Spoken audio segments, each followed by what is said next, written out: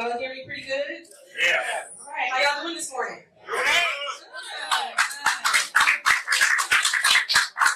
Well, good morning to you all, and thank you for joining us today for a very critical discussion.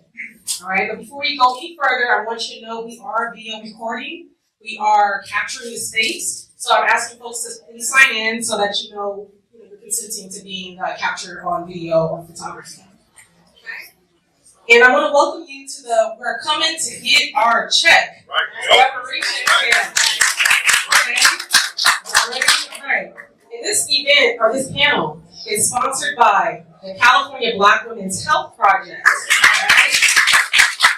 We are a Black-led nonprofit focused on improving the health and wellness of California's 1.2 million Black women and girls. And we do that through outreach, education, policy, and advocacy. And this event is also co-sponsored by Anti-Violence Ventures, which is our programming for Black men and boys, founded by our CEO, Sonia Vidal. Please stand, Sonia. And represented by our ABD Ambassador George Gregory. Please stand. We also have Tanya Payne, who's here as well, who was very influential in getting us this space today. So thank you to Tanya. If you want to learn more about Anti-Violence Ventures, you can scan this QR code. You can also meet with George or Sonia, and we have collateral here after the panel discussion, okay? So let's get into it, all right? And so our work is not possible as an organization without 100% collaboration. And I am truly honored to introduce to you our community partners, KJLH, Coalition for the Justice.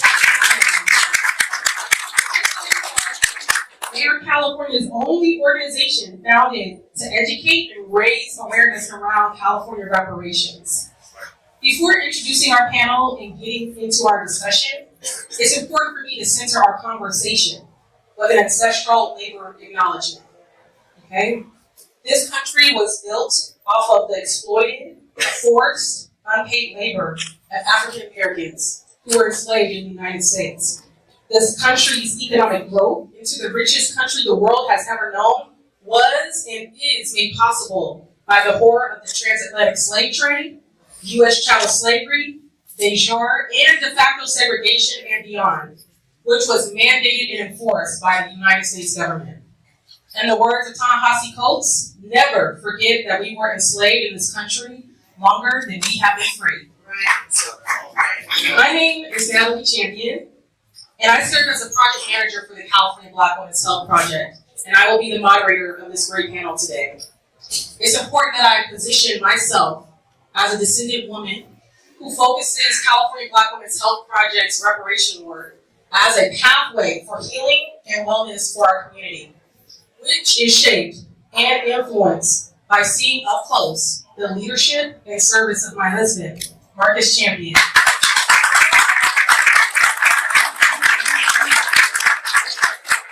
I have seen him center reparations for building a legacy for our family, for our daughters, and our community, and I just want to thank him for being the bridge for me to enter into this work. And it's also important for me that you know, all the brothers on this panel, these are family men, hard workers, caregivers, but most notably, they are leaders and are on the front lines of this reparations movement here in California. Please show them some love. I just want to introduce and welcome our CJEC leaders. I'm going to start with Reverend Jose Francis II, Chad Brown, please raise your hands, Marcus Champion, Karen Smith, Josiah Williams, and last but not least, Chris Lobson. So let's get into the discussion. We're going to talk about the who, what, where, and how of reparations so we can come get our check. All right? In words of MLK. So the first question on the panel, or for the panel, and how we'll do this is I will ask a series of questions, and then my goal at the end is to open up for questions for the panel, okay? And before I get into it as well, you'll see you have flyers here of our organization, of CJEC, California Black Women's Health Project, and just information on how to get more involved in reparations, okay? All right, so with that, I'll go ahead and ask the first question. So, What is reparations and how did we, as a state, get to where we are now? Thank you so much, Natalie. Appreciate you for that amazing question. First of all, brothers, sisters, everybody in the building, put your hands together for yourselves right now.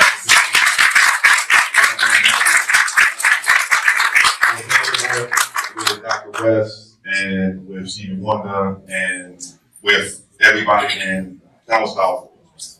That was powerful. And I felt blessed and I feel humbled to be here. So I want to thank you all for the opportunity and the privilege of inviting myself and my colleagues here today. What are reparations? How do we get to where we are now? First, let's talk about where we are right now. So where are we right now? We are right now closer to reparations than we've ever been. Literally. That's not what they call cap. That's not BS. That's not hyperbole. That's literally the truth. Why is that the truth? California is now the first state to create a statewide reparations task force to study and then develop reparations recommendations. No other state's done that. No other state's to do this. But let's talk a little bit more about where we are specifically though. So we're in what I call a transition period right now. We are in the middle of, or right after, the end of the California Reparations Task Force's work, which ended in June of this year, so early in the summer. And we are right before the 2024 legislative session, where we will, for the first time, actually, in U.S. history, in state history, have actual reparations bills on the Senate floor, on the Assembly floor, and on the governor's desk. So we're going to transition period. How do we do that? So let's. I want everybody to walk out this room with some basic understanding of where we are and how we got here. So in 2020, California passed something called AB Assembly Bill 3121. Assembly Bill 3121. That bill, which was signed by our governor, was written by then Assembly Member Dr. Shirley Weber, now of course California Secretary of State Dr. Shirley Weber. That bill created the country's and the state's first ever reparations task force that came to study and then develop reparations recommendations. That task force had 2 years to do 3 things. 2 years to do 3 things. The first thing this statewide task force had to do was study reparations with a specific focus on what California's role was in slavery, what California's role was in the things that came after slavery. Some of us were taught that California didn't have no slavery. That's not true. There were thousands of Black and African Americans enslaved right here in the state of California, some right in the area where we're sitting right now. Study reparations, number 1. Number 2, educate the public. Bring knowledge to the people. Number 3, develop reparations plans and recommendations. So what do we actually do? What are the reparations? Who should it be for? And how much is owed? What was lost?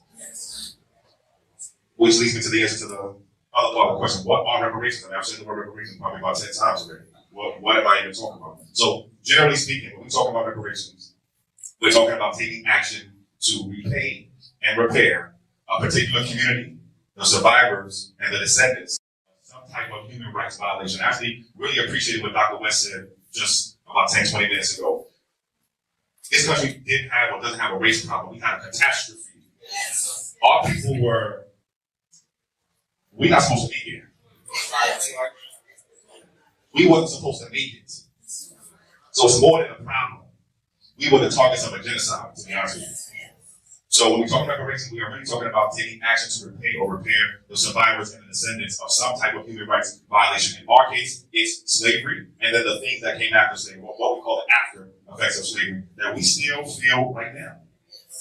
By law, though, let me talk specifically, and I'll end here. By law, the State Reparations Task Force is required to create reparations recommendations that come in 5 different forms: compensation, restitution, rehabilitation, guarantees of non-repetition, and what we call satisfaction. Compensation, that's the financial, that's the monetary, that's the checks, that's the cash. We have a saying, my brother's already saying, if you don't have compensation, it ain't reparations. Right. If it doesn't include direct financial compensation, it's not reparations. Restitution, that's the return of land, the return of property, the restoring of us to where we would have been, could have been, should have been, have the bad things that happen to us never happen in the first place. Rehabilitation. These are what you might think of as the non-financial forms of reparation. So, free college, free medical services, free legal services from cradle to grave. Guarantees of non-repetition. These are the changes to our state government, changes to our state laws, changes to policies to make sure that what happened to us never happens again. And then finally, what we call satisfaction. These are what you might think of as the more symbolic forms of reparation. So a formal public apology from our state government actually acknowledging what they did, changing our textbooks to make sure that was actually taught, what actually happened. Compensation plus restitution plus rehabilitation plus guarantees of non-repetition plus satisfaction equals reparations. Right. And by law, the State Reparations Task Force, which made over 100 different reparations recommendations, has recommendations in each one of those 5 forms. Last thing I'll say is the State Task Force also decided who should be eligible for reparations. So for us, this was a no-brainer. We actually helped write the law that created the State Reparations Task Force. So for us, this was pretty clear.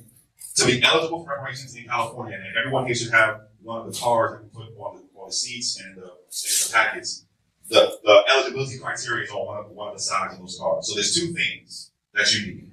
First, you need to be a California resident for at least 6 months at any time between the years of 1850 and 2020. That's everybody. And in addition to that, you also have to be a descendant of an enslaved or free black person who was living in the United States before the year 1900. You actually have to have an ancestor who was enslaved somewhere in this country.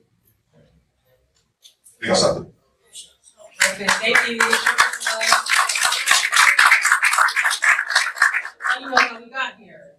So I guess the next question is, why do we need reparations, and why should Black men care about reparations?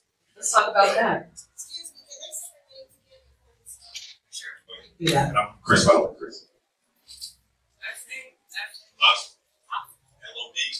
LODG, that's on. Cool. My name is Karen Smith. That's K-I-E-R-A-N. That's what the question one more time said? And why do we need reparations, and why should Black men care about reparations? Great question. So why we need reparations? I'm going to tackle it from a couple of perspectives. So one thing about the president's panel, one thing that got us going is a lot of the data and information about the gaps that we see in our lifestyle, our ability to gain and retain, and as well as when we try to do our individual lives, our family. So a couple of studies really stand out to me. There's 2 studies. There was a study that was done in Virginia that was looking at Black communities. And they were looking at the presence of Black men in the communities. They weren't even talking about fathers. They just talked about the presence in the community. And they found that just having Black men in the community, the scholastic achievement of all the students in the community was improved, right? And so we're talking about the presence of Black men, the presence of being somewhere. We know that at the same time, another study that showed by the time that Black men reached age 18, there's only 87 of us for every 100 Black women. And that is not the case at the age of 13, right? And so that just shows you our presence is needed, but then something's happening to us from boys to men. The second factor is that when they look at Black American middle class families, that the generation after we reach middle class, our children have the highest probability of slipping back into poverty. So just talking about gaining and maintaining. So even now we individually out here hustling, as we all know in the post-racial America, hustling individually, all of you in your individual places for your family. If you get there, we don't have this collective backdrop, our kids are susceptible to falling right back in. So those are my answers to that question right there. How y'all doing? How y'all doing? We in here talking about reparations, I expect Spanish. So my name is Chad, CJD Brown. And so one more time, Natalie, the question, just so clear. Why do we need reparations, and why should Black men care about reparations? All right, I'm gonna give y'all the reasons why I'm up here and what woke me up. All right, so men lie, women lie, numbers help. Right? So I like to know who I'm talking to when I'm doing these things. So I'm gonna ask y'all a few questions first. So if you would, raise your hand on these questions. So I'm in this room, went to college. All right, that's good. And ladies, I should have said this first. I'm talking to the brothers today, so I appreciate the participation, but we're here to talk to the brothers today, okay? So ain't no shade, we love y'all, but brothers gonna work out today, all right? All right, brothers, how many of y'all in this room married? All right, that's a good question. How many of you own your own home? All right, that's a good number. All right, how many of you have a job or a stable source of income? All right, that's what I'm talking about. That's good to see. And then, how many of y'all own a business? Okay, so by that show of hands, y'all doing what you've been told to do. You're trying to do it right? But if you're like me, you're still struggling. You're still feeling that struggle. I'll get to you. Now, I want to talk to you about that because again, men lie, women lie, numbers don't. I'm going to talk to you about what woke me up and got me in this movement. So we're going to go through some numbers on those categories I just talked about. So let's start with college. So I'm going to just read this because it's said better here than I can ever say it.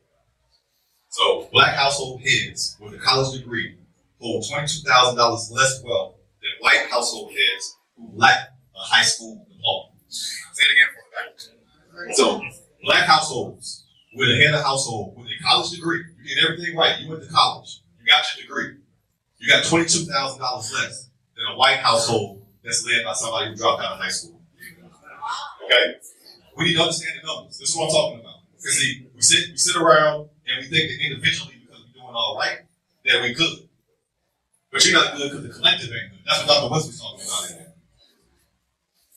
Let's go to marriage. Let's talk about family structure. So, first of all, you know, brothers, we get blamed. They call us absentee fathers. They say we're not in our communities, we're not in our neighborhoods, right? That's not true. Thank you, brother. That's not true, right? They warehouse us in jails, right? They're forcing us out of our families. But let's talk about how that affects our wealth. So, two-parent black families held about 60% of the median wealth of white single-parent families. So both y'all in the home, both y'all doing what's right. You got 60% of the wealth of a single-parent white family. All right? They tell you that you get married, that's where you're going to start your wealth building, right? That's the family bank. That's the first bank, right? You and your wife.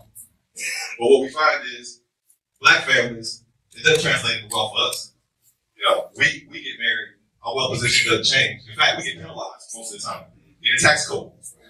Because we get married, somebody's making the same kind of money we make. Right? You get penalized in the tax code for that. Versus having one breadwinner in the household. Let's talk about entrepreneurship, owning a business.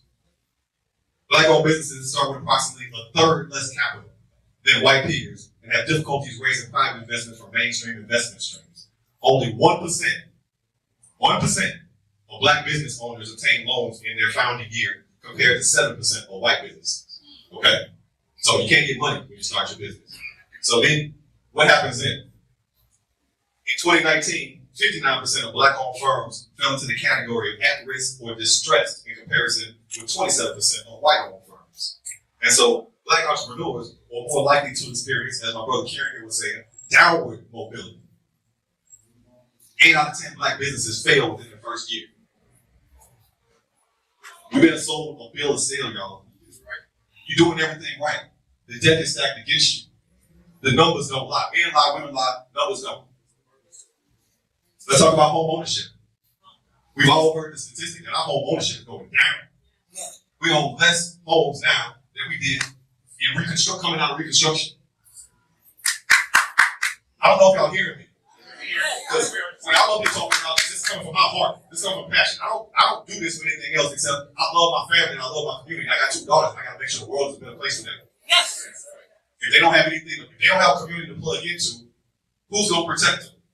What they going to do? You see, I'm going to go off script a little bit. You see what happens to black men at the top when they get ready to take them down. What happened to Michael Jackson after he died? What happened to Bill Cosby? You can't make enough money individually to protect you in a system that's targeted and weaponized against you. Yes. We got to understand that we've been robbed. With not only our labor, but as the brother Chris said, everything that came after the Homestead Act in 1862.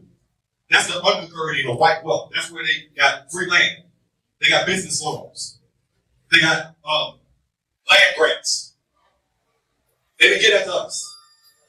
We got locked out of that. And the list goes on and on. The GI Bill, locked out of that. The New Deal, locked out of that. Everything that this government has done has not been for us. And so we sit up here because it's time that the government correct that. So I saw there's another panel where he's talking about generational wealth. That's what we're talking about. Because you've all been robbed of generational wealth. They owe you. I want you to go out here, when you leave here, like Brother Chris is going to give you good facts, good information, all these brothers, intelligent brothers. I'm up here with them because we share a common goal. And that's to get all of us right. Because unless all of us are right, ain't none of us right. Men lie, women lie, numbers don't. It's about $120 trillion of household wealth in this country. We comprise about 14%, give or take, of the population. We own less than 3% of that wealth. Y'all ain't got enough money to live. It ain't enough money for you to go around with the 40 to 50 million of us that there are. We out here dying, and you see it. We're 40% of the homeless, yet 6% of the population. We're 40% of the incarcerated population, at 6% of the population. This is not by accident. Brothers, y'all are being targeted. So why should you care about reparations? If you care about yourself, if you care about your family, if you care about your community, you need to care about reparations. I'm gonna stop there. I'm gonna stop right now.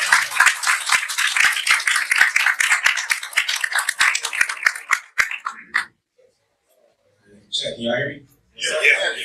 So, Marcus, MARC, US, champion. So, Chad talked about it from the numbers. I'm going to talk about it more from a personal experience. Check. Y'all hear me now? Yeah. Alright, so, not necessarily if you were born here, but if you've been here last 3 years, how many people here from LA? That's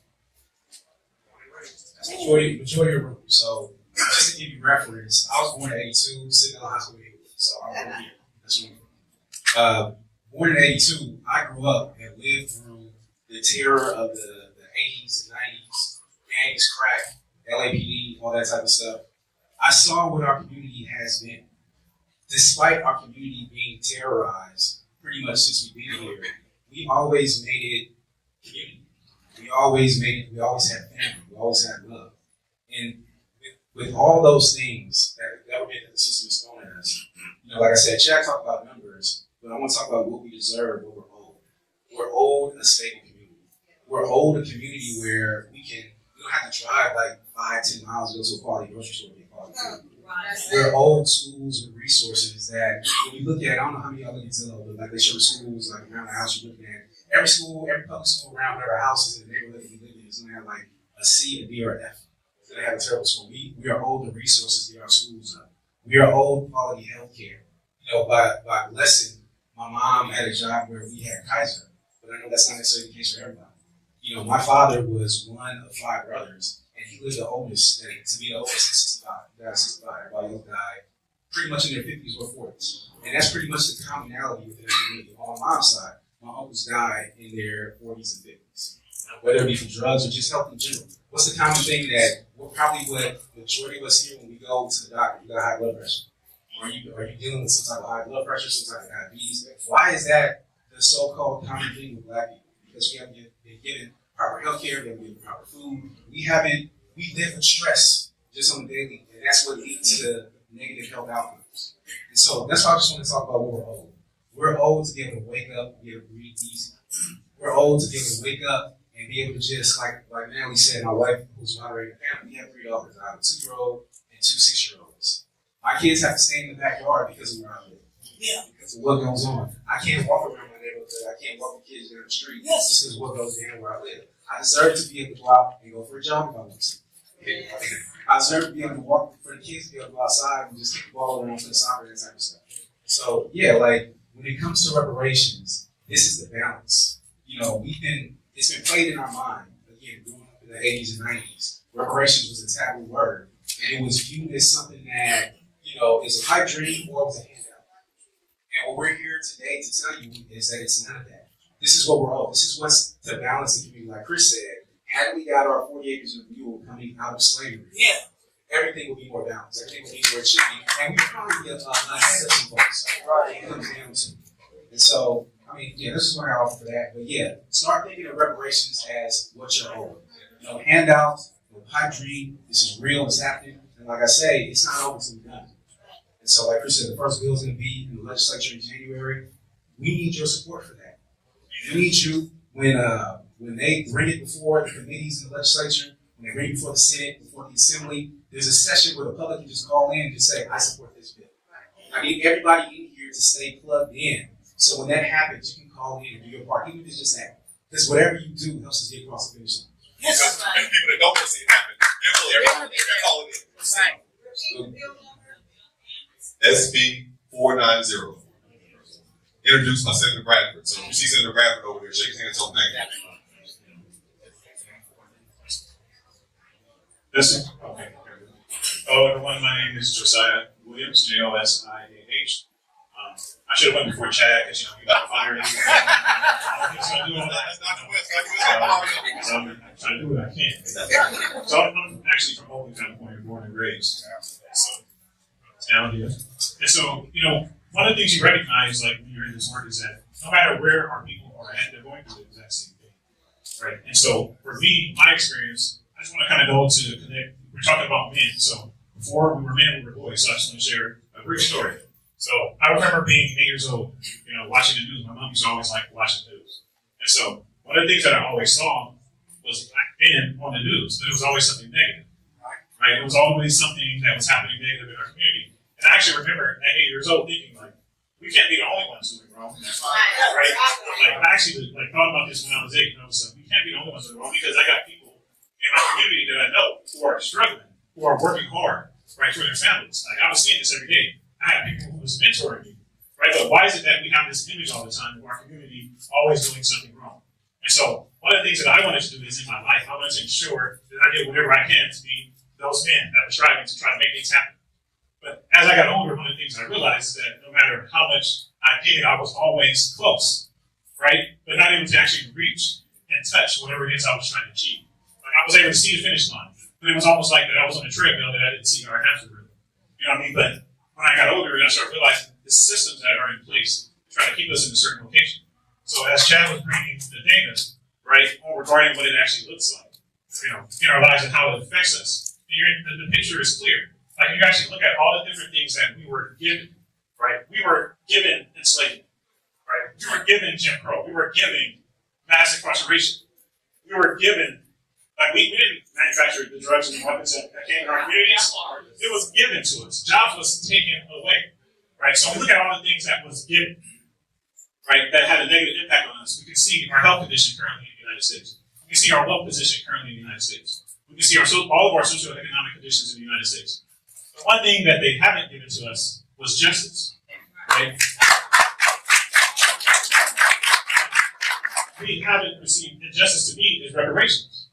We haven't been given reparations. And in my opinion, based on what we have been given, all these negative things, for those who say that it may have a negative impact, if reparations would have a negative impact, they would have given it to us already.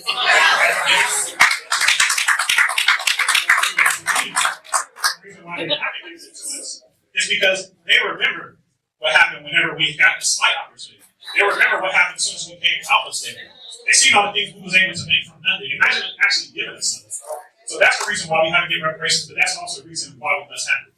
So when it comes to black men, I want to say that me having those examples that I was able to look at and see, despite what I was actually dealing with in my life, it allowed me to actually make different strides. And so us being black men in this effort for reparations, the impact that we'll have on our community, the youth, they'll be able to look at us and see black men, strong black men fighting for justice to make change in our community. And so it'll actually help encourage them to do the same as well. So that's the reason why black men are needed in this.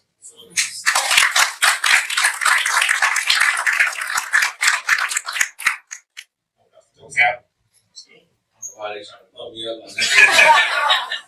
My name is Jose Francis. I'm just sitting here, Hozell, last name Francis with an I. And I'm a Los Angeles native, born and raised in the land. Proud of that. God is saying I actually like to live in some already fulfilled. Wow.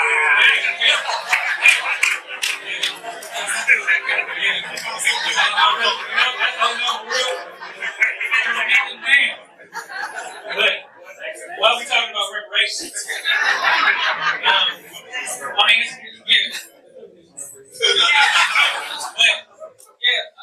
at the end of the day, as a Christian, as a minister, as a follower of Christ, I have a hard time justifying some of the answers to reparation that come from those in the faith community.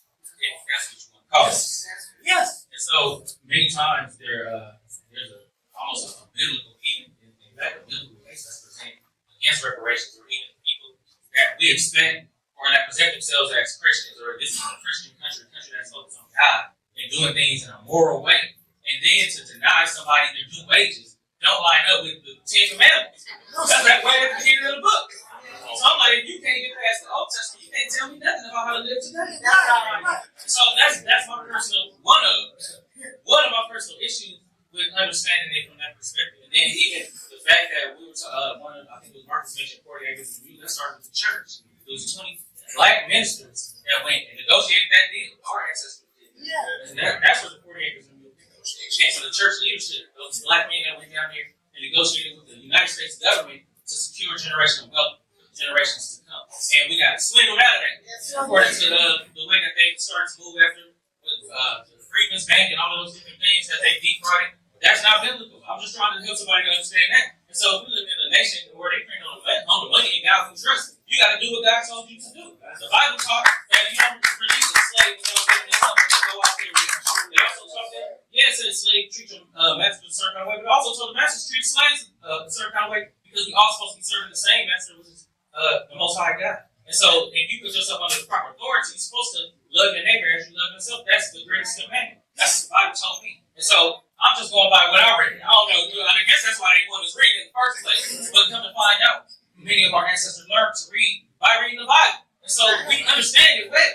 As a matter of fact, if we want to get technical, the Old Bible go way beyond the King James Version. It's a little more. And so, 800 years before the King James Version. And so we can go on and on and talk about this stuff all day. I guess that just gives you a little bit of why I feel like we need reparations. Because we do it. The Bible says to treat people the way you want to be treated, to pay the worker his due wage. I don't understand how a nation gonna be under God and ain't doing no certain things. So I'll leave it there.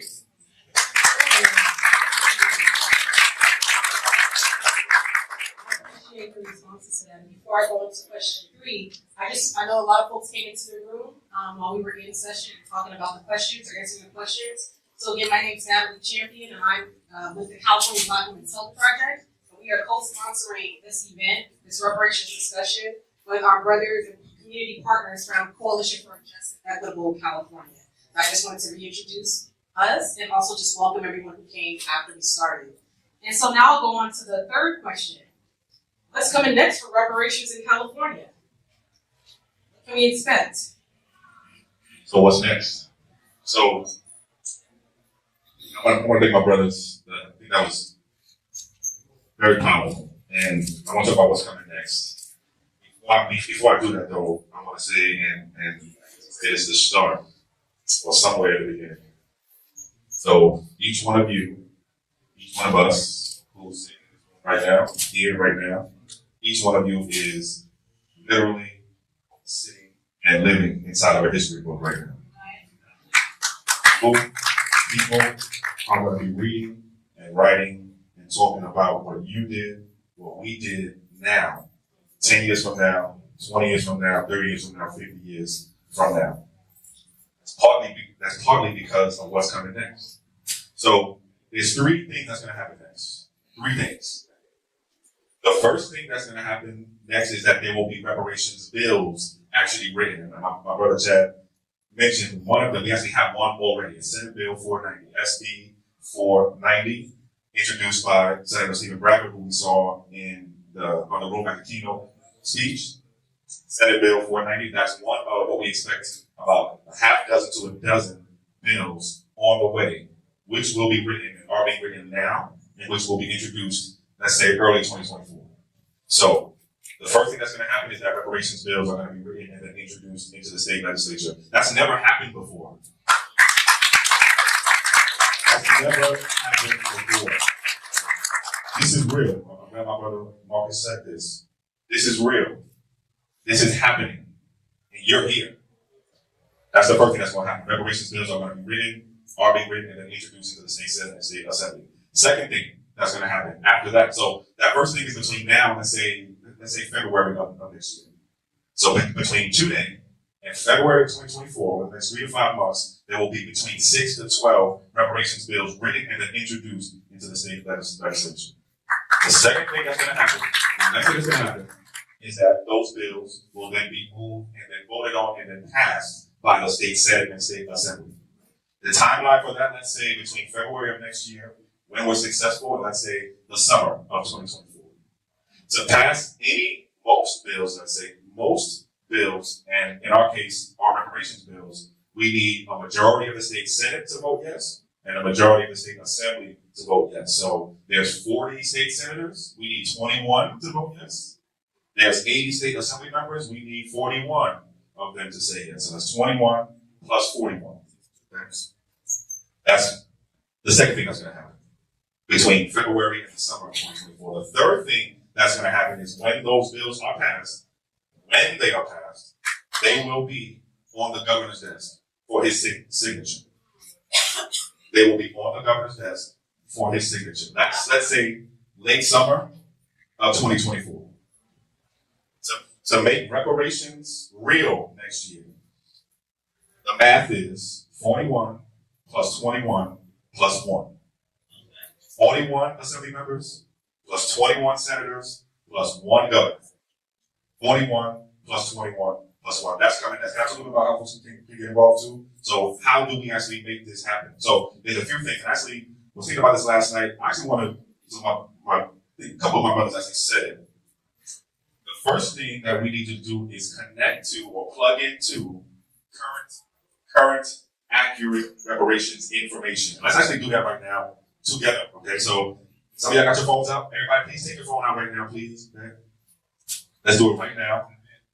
Whatever web browser you use, whether you use Google Chrome or Safari, whatever it is, whatever you use to go to websites, I want you to go to this website right now. It's www.cjec-official.org.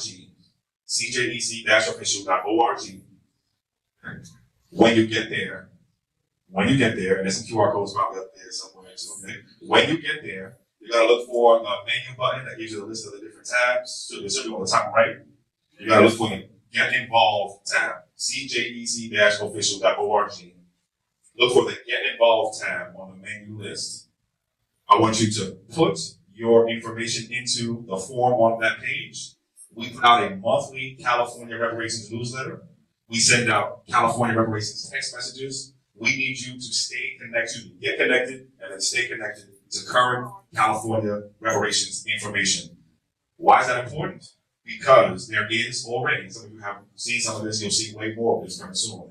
There is already a very well-organized, well-funded, nationalized, anti-California reparations movement already moving. Already moving. We've been tracking it for about a year and a half now. Already. Well-funded, well-organized, and it ain't just in California, it's coming from across the country. The target is California. California is ground zero for reparations. I heard somebody say this the other day. If we can't do it here in California, that's going to send a very bad message to the rest of the states and to the federal government. Right. That's why we need to get connected. Also, if you are on Instagram or on Twitter, or if you're on social media, it's at CJEC Official on Instagram, Twitter, Facebook, or on the socials. Get connected to current and accurate information. That's the first thing. The second thing we need to do, okay, is to get to know who your state assembly member is and get to know who your state senator is. How many of you know who your state assembly member is? Okay? That's not enough people. How many of you know who your state senator is? Okay? We need everybody's hand to go up next time we ask that question. These are the people who are going to vote on your reparations next year. I think we have a QR code up there. Okay. Scan that QR code right there. That takes you to a website. All you got to do is put your information in. It'll tell you who your state assembly member is, tell you who your state senator is. Bookmark that page. We must know who the people are that are going to be deciding what our reparations are. We've got 3 to 5 months before they will have something to decide on. 3 to 5 months. The next thing I'm going to ask you to do is to volunteer with us. So on that same website that I directed you to first, cjec-official.org, on that same Get Involved page, there's a box you can check and say, I want to volunteer. Check that box too. We need volunteers. Part of what we do in addition to panels in addition to speaking, we go out into the community, we hold community meetings, community information sessions, we canvas, we go into the neighborhoods, we talk to folks every single day about reparations in California. We need more people to do that with us. You can also invite us, if you have an organization, you can invite us to speak to your organization. We do regular presentations to organizations. Literally, it's at least once a month. There's some sort of presentation to some organization. So if you have one, please do send us an email, cjedc official@gmail.com, or you can send us a message on the website or on the social media with that request. We do presentations every single month. We don't charge anything. We just come and do it. We also have a new project that we just launched called the CORE Project, COR, California Organization for Reparations. This is an effort to organize and mobilize what will be the largest mobilization of organizations in state history to do what we have to do next year. We have to make history next year. We have to do something that's never been done next year. And we need as many organizations a part of it as possible. So there's more information coming on the CORE project. So once you sign up a newsletter, you'll get more information on that. We are holding regular meetings with organizations now. We hold regular once a month information meetings for organizations who want to participate in this project. And then we have monthly coalition meetings for those organizations. So join the CORE project is the next thing that you can do. If you have any connection to any media, radio, podcast, please invite us to come talk and educate the public about reparations. And then finally, donate. We're all volunteers. We've been pouring our own money and time into this movement, into this work for several years, at least the past 3 or 4 years now. We have real lives, we got kids, we got jobs, we got school. We are regular, everyday Black folks, as we like to call ourselves. Really, true. Donate. Every single dollar you donate goes to the work itself. So those are some of the people get involved. Can I add something, Chris? Please, So I think we didn't explain what SB 490 is. sir. And I need y'all to understand how important this bill is. So raise your hand if you knew that Japanese Americans got reparations in this country. All right. Raise your hand if you knew that Native Americans got reparations. Just found out. So when Japanese Americans got their reparations, they had what was called the Office of Redress Administration. That was a federal agency that facilitated their reparations process. When Native Americans got their reparations, they had what was called the Indian Claims Commission that paid them out their reparations. SB 490, introduced by Senator Bradford, will establish the California American Freedmen Affairs Agency. That's us. We need that agency if we're actually going to get to the reparations. So when Chris asked, did you know who your assembly person or your senator was 4 years ago, I wouldn't have put my hand up because I didn't know. I checked out. Just like all of y'all, politics wasn't doing nothing for my life. After every election, I woke up the next morning, I was still broken, I was still hungry. These are the politics that will impact your life. So I see some young brothers and sisters in here. Check in. If you're about to be 18, understand these are the politics that are going to impact your future, your ability to be successful in this country. And if you've been voting for a while, and you know that you vote, and the people that you vote for haven't been doing nothing, I'm sorry, I want to say something else for you. This is where you check in. Stop letting them come down here and tell us just because they look like us that we should vote for them.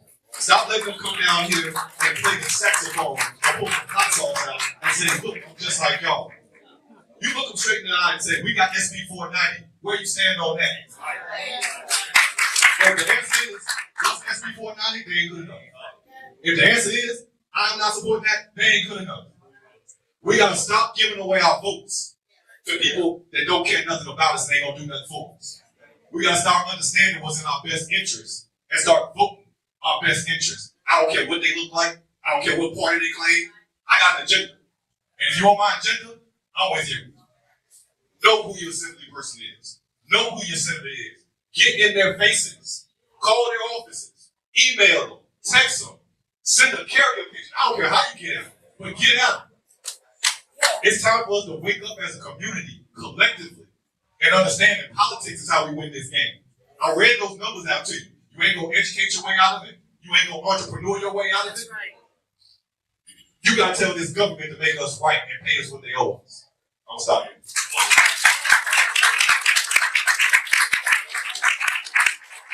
Open it up for questions. I know you're ready. So you told folks how to get involved. You all have talked about how you do this work for free, how you poured your energy, your time, your talents into this work. How do you get these brothers out here to stay involved in reparations, to stay involved in the movement? They got the information, they signed up, I'm seeing them, get the sign-ups. How do we get them to stay involved? This is a long battle. Other questions from the audience.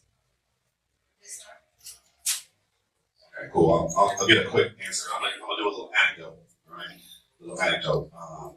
This was years back. We were at the beach with my family. I got 3 kids now, but it was just the youngest then. We was at the beach and the car, battery died, right? Battery died. We out here trying to figure out something, how to get to where we need to go. 3 young black men over there, listen to music, hang out. They see me struggling, they come over and say, what's happening? I said, my car, battery out. So this young brother said, I got cables, came over, hooked it up, charged up the battery, it was good to go, right? So, we dab it up, we saying, thank you, man. He looked at me, I said, yeah, dude. He said, I know a little something. He said, I know a little something. I said, show you right, brother. Yes, you do. And I left that encounter realizing that our boys and our men they need to feel the power that they have. They need to feel the influence that they have. And I can tell you that getting in this fight has never made me feel more powerful and influential. Before we got this fight, we didn't know who our senators were. We weren't writing bills. We weren't in meetings with senators and officials. We weren't looking down our opposers who could organize against us in the room and like, we here. We weren't doing any of that. So how you stay involved is feeling that power, that agency, that y'all got something. Y'all, like my man said, we a bunch of plugs with no outlets. Reparations is an outlet. Get plugged in, get charged up. Once you feel that, it ain't gonna be no question about you saying that. I think for me is how to understand more is like for me, I have to see it working. I have to see it actually happen. I have to see actually action happen. I have to see something coming from the work that I was doing. I actually had to see it working. And the amazing thing about the work that this team has done, along with the support of people just like you all across the state, is that we've actually made things happen. We've actually seen things happen.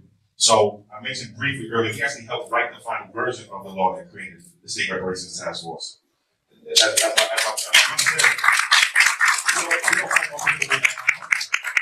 don't come from, we didn't go to school for politics. We didn't go to school for legislation and all that. We're not trying to run for office and all that. Maybe some of us will now, right? But we come from all different kind of walks of life. So for me, it was about seeing things happen. It was also seeing and being around brothers who were similar to me, who I could relate to, who came from the same neighborhoods I came from. So y'all can already tell I got a different kind of accent. I'm from the East Coast originally. So I'm from New York. I was born and raised in Manhattan. So for me, it helped me being around people who came from the same kind of circumstances that I came from. So that's how I stay connected. That's part of how I stay connected. I think that's part of how our brothers, especially our younger brothers, stay connected too. All right, I'm going to go to Marcus, and then we're going to take questions from the floor. Yeah, so the question is how to keep brothers engaged.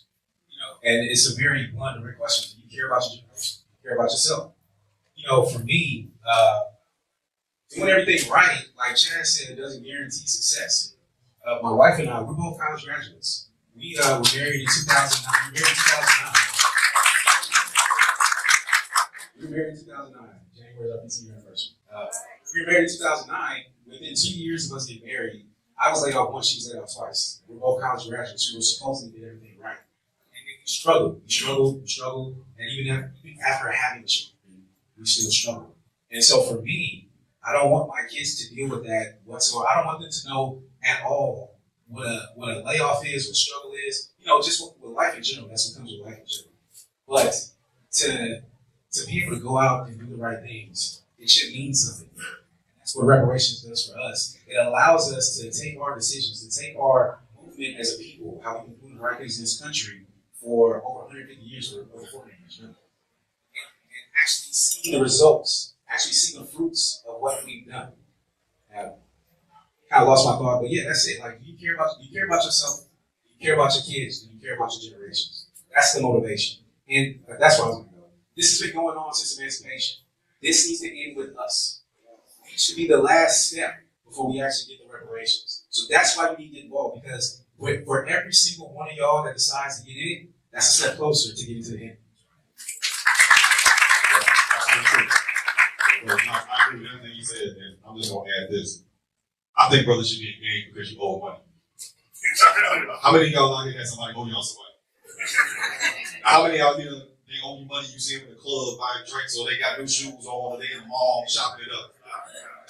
Now, how many of y'all saw America giving Ukrainians billions of dollars? How many of y'all see them giving illegal immigrants money and benefits? How many of y'all see them sending your money other places? So what brothers need to understand is this country owes you money, real money, in the trillions of dollars. Now, that's hard for us to understand because we ain't never seen $1 trillion. In the trillions of dollars, this country owes you money, and they give it away right in your face. And then they come to you and say, still vote for me.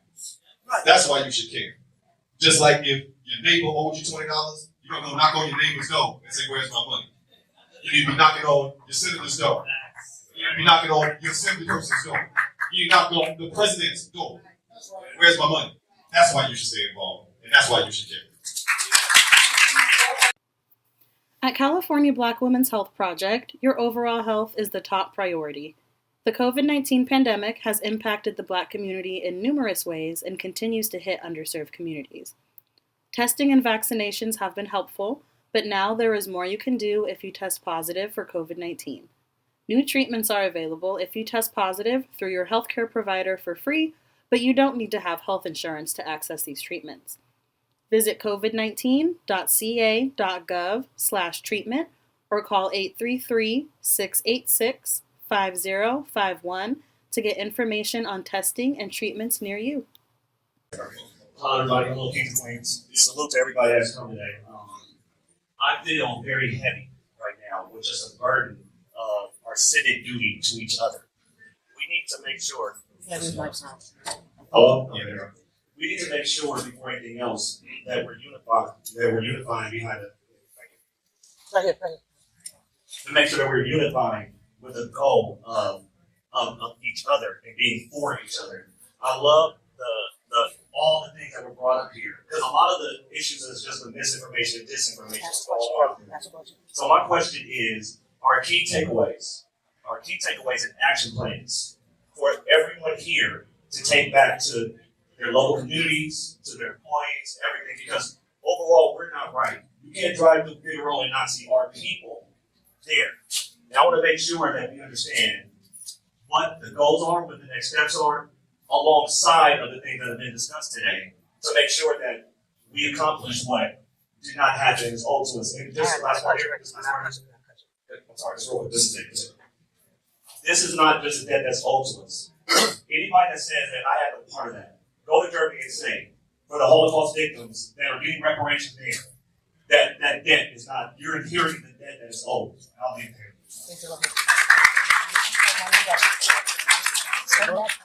Mr. Judge, I just want to say thank you all for being here, telling us about SB 490. Thank you for that. However, at the age of 73, I would be remiss if I didn't share with you how we should and could move forward. I'm Morris Griffin. I'm better known as Big Money Griff, strong community activist, leader, and problem solver west of the Mississippi. Shirley, here is Governor Gavin Newsom's phone number. I'm asking you all to call him because he was notorious in making sure that Shirley Weber had the SB 3121 put into existence. So now what I want you to do from LA, even though I'm from North New Jersey, raised in New Jersey, but I'm in LA now. Been here since the 70s. Had a shot with the Lakers back in the day. But you're not going to do that. But at the same time, I'm going to drop the dime. No reparations, no black vote. No reparations, no black vote. So when you go into that voting booth and you see that we don't have reparations, I can't vote for you. I can't do it because we've been bamboozled and hoodwinked all our lives since the 60s. And so now what I'm saying to you all, it's time for us to say that Ukraine, Afghanistan, Russia, these new immigrants that's coming into America, they get hotels, motels, Holiday Inns, they get telecom, they get everything. Everybody gets there. And we were the first best friends that white folks ever had.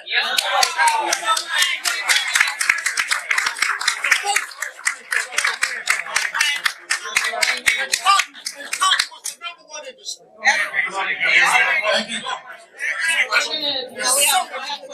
There's so much more. So I would have you guys, and when you guys get ready to go to Sacramento, that you take me with you.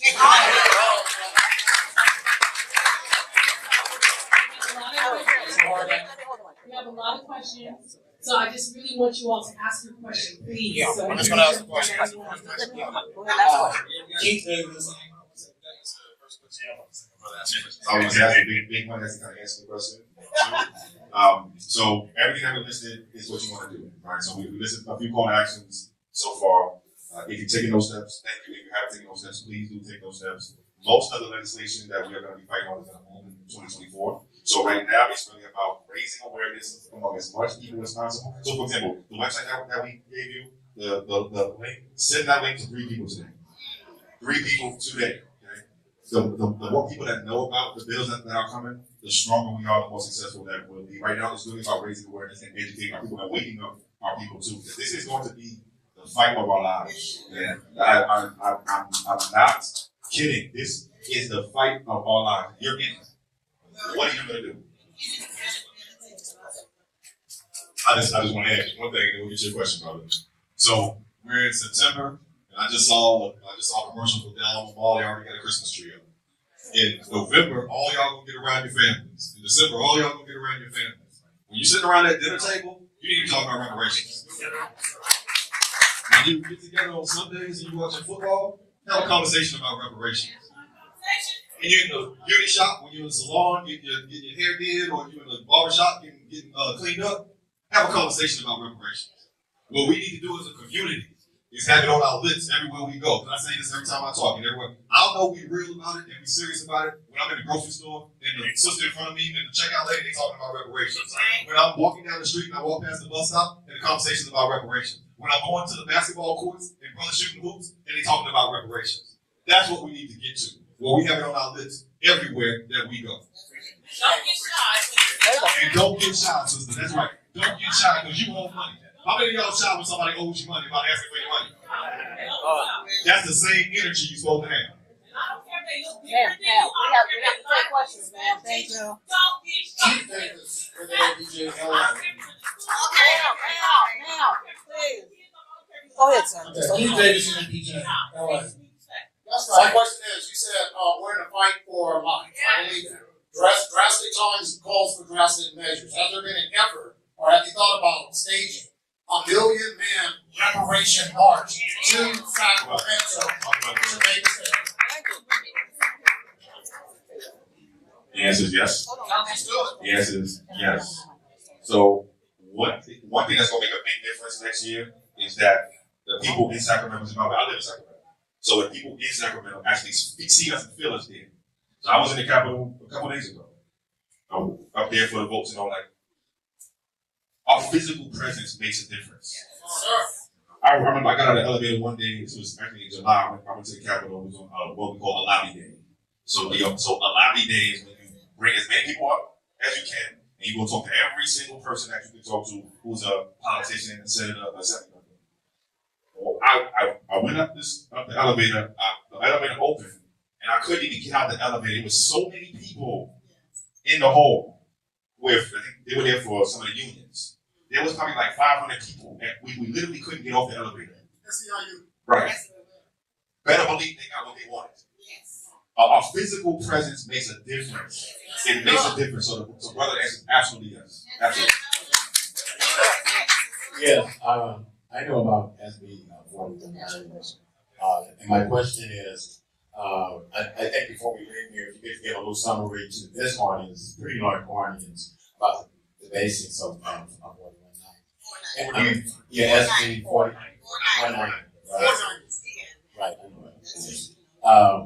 And you mentioned earlier that there will be about 12 bills that's coming in. Have you guys collectively work with all the legislators? I'm thinking Well, you know, some may say this is too many. I'm not gonna support this. Have you guys been working with the legislature? I'm thinking maybe they could be summarized and reduced with the possibility of them voting for it, as opposed to having 12.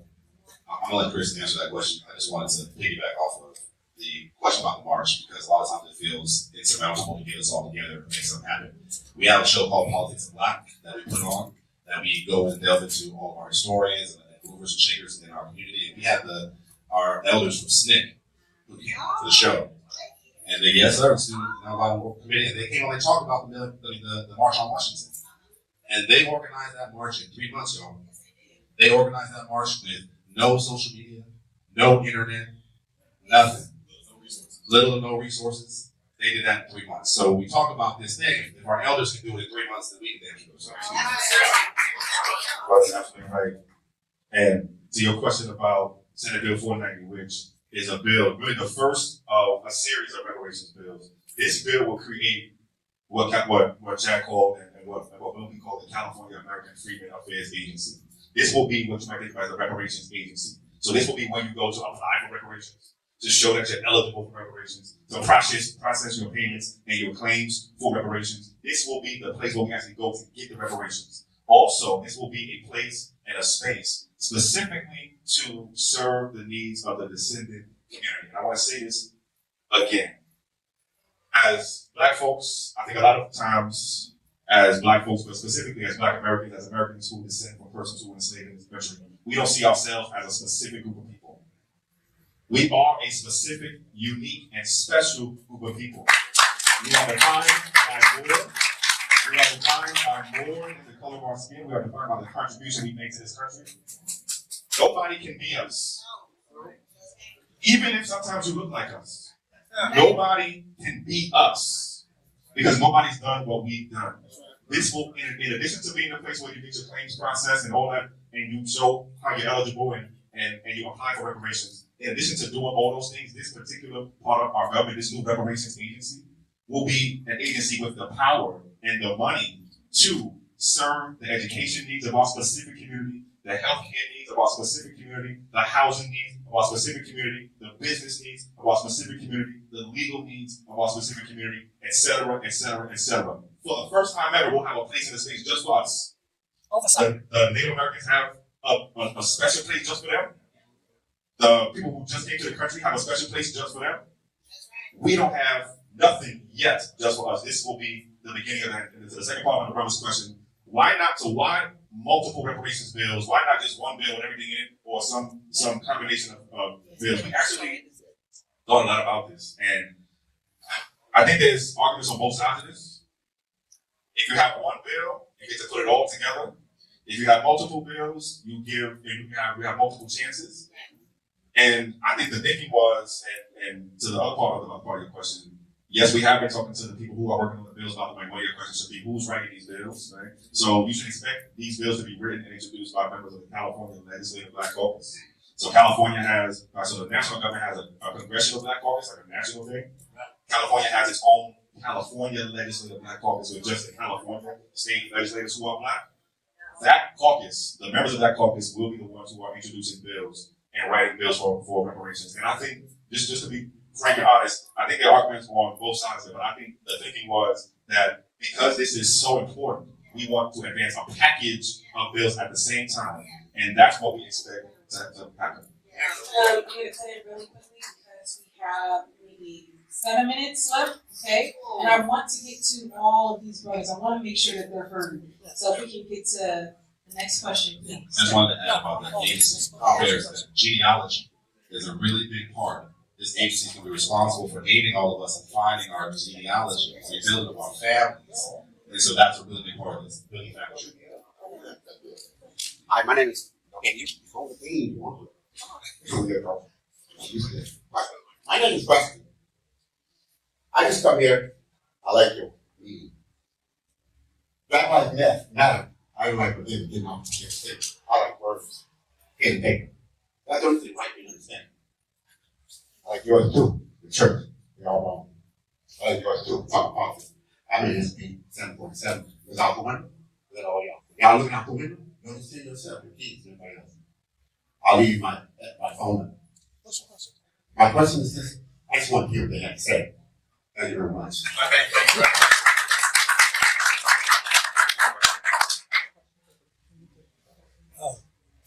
Hey, Zach. What else, Zach?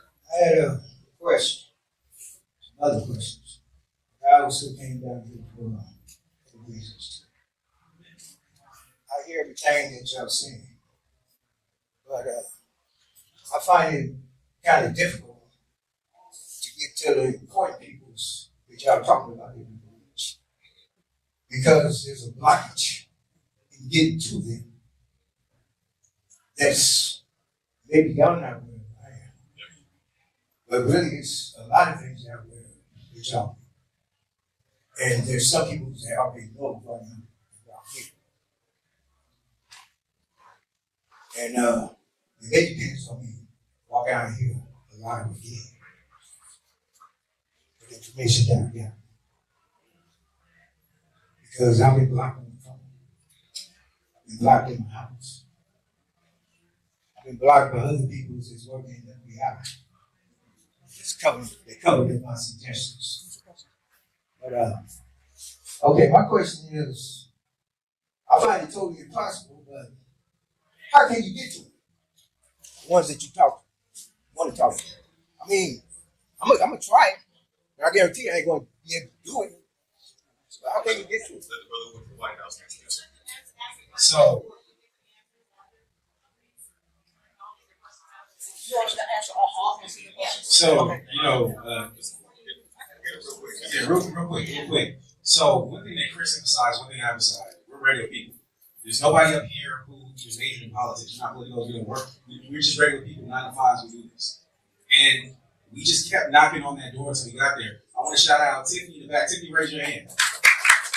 Tiffany is the person who got us in all these doors with all of these legislators, these assembly people, these state senators, these federal senators, federal Congress people, the White House, all this type of stuff. Tiffany did that just by being persistent.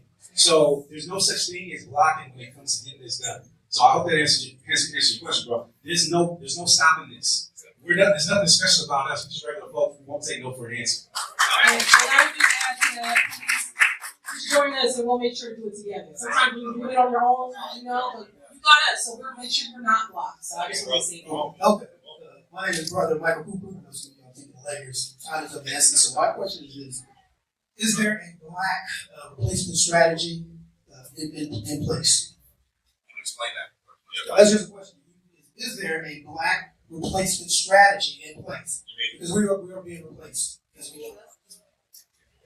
Yeah, so if I understand your question, you're asking, like, are they trying to eradicate us from, or take us off the chessboard here in America? And I think without a question, y'all all can see that happen, right?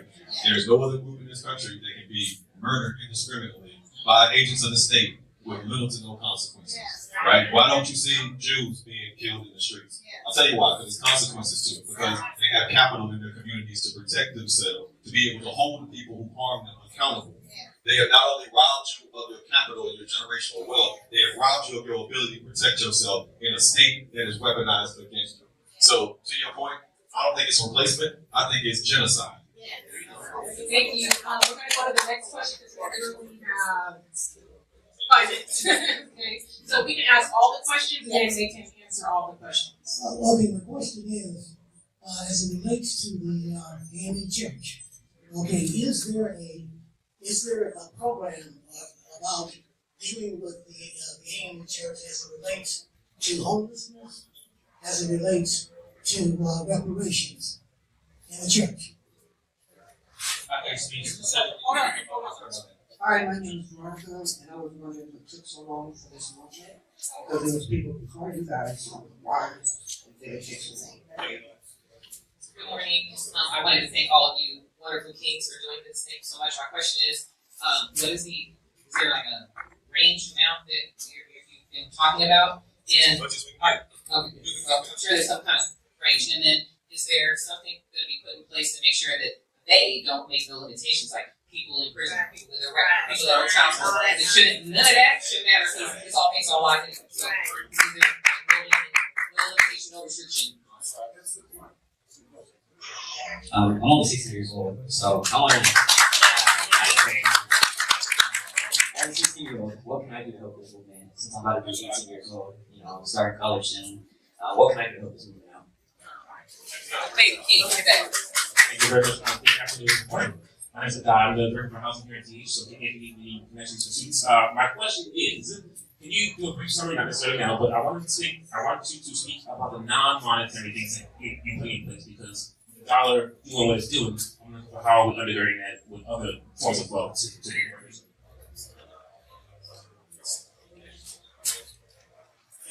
Hi, thank you for being here. Thank you for all the dedication and passion and hard work that you guys have put into this. I've been in several of the meetings at the museum and other places.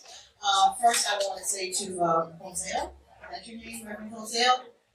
Not all Christians is God recognized, okay? But I had to tell him that because of what he said. My question is, other than canvassing, do you guys have a call center set up for us to get a listing of organizations that have a massive amount of African Americans that we can connect with? And if you do have a call center, and if you need a volunteer, I will volunteer. I live in Florence, Louisiana. I'm 81 years old. I'm from South Carolina. And ever since 1968, I've been yelling reparations. They told me that I was crazy. And nope. But the thing is, my question is, look at Johnny. Right?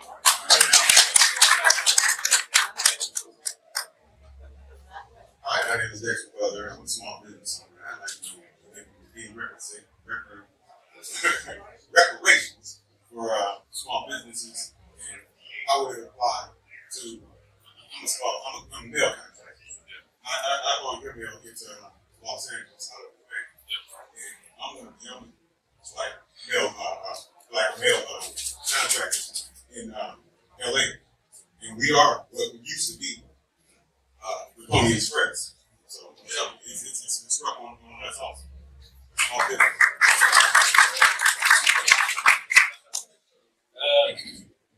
Amy, I can't speak specifically for Amy. I do know that they have a lot of representation in this area. And you can probably reach out to them through the website, maybe through one of the churches, find out more about what their specific stance is on reparations. But I understand that the majority of American Christian denominations don't have a affirmative stance on reparations. No, they don't. And also, all right, so come on, I took down some notes on the questions. So first, from the young brother, what's up, brother? What can the youth do? I think the first thing you can do is invite us to talk to your school. Yeah. We actually want to go to your school and actually talk to the kids there. So that's, I think, one of the first things you can do. The other thing you can do is actually yourself talk to the kids in your school about reparations too. So see us after this meeting, invite us to talk to your school. I'm actually in the planning right now of talking to at least 2 schools, and one in Oakland and one in Sacramento. So we actually want to talk to our young folks, even some of the folks who are not at voting age yet. We still want to put this on their minds. So see me after this, and let's set up a meeting with whoever it is at your school so that we can actually talk to the kids in your school. The second point on the call center is we actually have our own phone number, and we need volunteers to help answer some of these calls. We get a bunch of calls, especially since we've been promoting on KJLH. So we definitely need folks to volunteer for that. So the answer is yes, wherever you are. Please see me after. I'll give you my contact information. You can start like Monday. Okay. All right. Dollar amount. Thank you for the question about the dollar amount. Y'all have been hearing different numbers over the past few months and probably last year. First you heard 220-something thousand, then you heard 360-something thousand. Now you're hearing something about 1.2 million. The direction is the right direction. We are going up, right? But you should know that what the state task force recommended is 2 levels of compensation, 2 levels of financial payments. Let me try to break this down quickly. So there's 2 levels of what you're eligible for direct compensation. There's what we call a general level and then a specific level. The general level means that everybody who meets the eligibility criteria, you are eligible for some direct compensation. You won't have to show that you have anything particularly bad done to you. You won't have to show any documentation of a particular harm. It will be assumed that because you are a descendant of someone who was enslaved in this country, that you live with that in your life every day. You're going to get paid for that. Okay? The second level is the specific level. So for individuals who have specific claims, so the state took my land, I was falsely mass incarcerated, you will be able to make specific claims on top of the general level of compensation too. So there's two levels of direct compensation. How much you're eligible for, though, will depend on how long you live in the state of California. The longer you live in the state of California, the more you will be eligible for. So that's why when you hear the specific numbers put out there, it can't be right because nobody's eligible for the same thing. It will depend on how long you live in the state of California. Generally speaking, the average 71-year-old Californian will be eligible for approximately $1.2 million in direct compensation. That's the average 71-year-old. But if you're younger than that, it may be less. If you're older than that, it may be more. Two. Chris, real Yes. quick. Yep. And I want to say, related to that, that comes back to where everybody needs to get involved. Because you know what a politician will do is pass a bill, give everybody $100 and say, that's your reparations. We want to make sure that the full amount that the economy is being calculated, bare minimum, is what we get. So what Chris talked about, the average 70-year-old getting about $1.2 million or somewhere around that, depending on how long you've been here, we want to make sure we're involved so that we get fully what we're owed when it comes to dollars. Thank you, Marcus. And actually, we are out of time. So you will see people with their hands up in the organization. You can also talk to them, Sonia and Gilch from the Purple Shirts, our team here. But we do have to exit. There is another session happening. Please stand and give our conference. Thank you so much. And please stay engaged in reparations. Thank you.